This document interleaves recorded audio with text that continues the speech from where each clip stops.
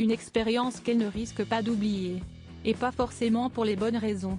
Invitée à raconter son pire moment dans une émission de France Télévisions il y a quelques mois, Enora Malagré, également présente dans Les Enfants de la télé ce dimanche 3 décembre, s'était confiée sur son pire voyage. Partie pour l'Inde, elle avait vécu un abandon très particulier. Plus en retrait de la scène médiatique ces dernières années, Enora Malagré fait un retour en force depuis quelques semaines, notamment au travers de sa présence régulière dans le magazine de la santé sur France 5, et fait partie des invités des Enfants de la télé ce dimanche 3 décembre. L'occasion pour elle de se rappeler de ses plus belles casseroles, mais aussi de ses souvenirs les plus compliqués.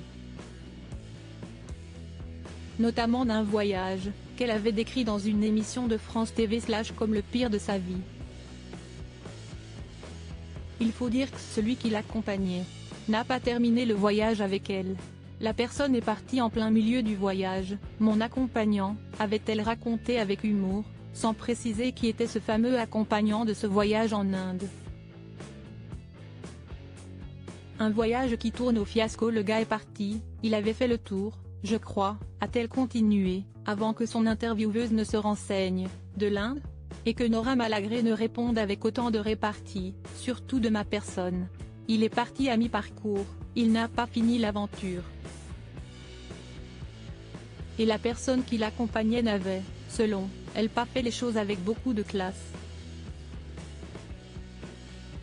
Ça s'est passé très glauque. Il est parti, je me suis réveillée un matin, la personne n'était plus là, a-t-elle raconté, sous les rires du public, qu'elle a remercié pour sa compassion à son égard. Et sans en rajouter plus, impossible de savoir qui est l'autre personne impliquée dans cette histoire. L'un de ses ex-petits amis, l'acteur Gianni Giardinelli ou le DJ Cut Killer ? Mystère. En revanche, peu de chances que ce soit l'homme avec qui elle partage sa vie actuellement, son compagnon Ugo Vitrani, qui travaille dans le milieu de l'art et qui la soutient au quotidien dans son combat contre l'endométriose.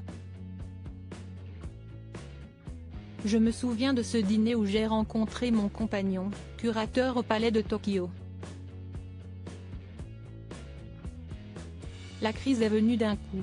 Je lui en ai parlé et tout de suite, je lui ai donné accès à une intimité, et pas la meilleure part de la mienne.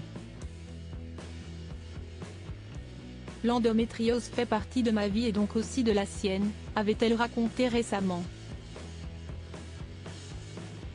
Un homme qu'elle a même accepté d'épouser, comme elle l'avait annoncé sur Instagram.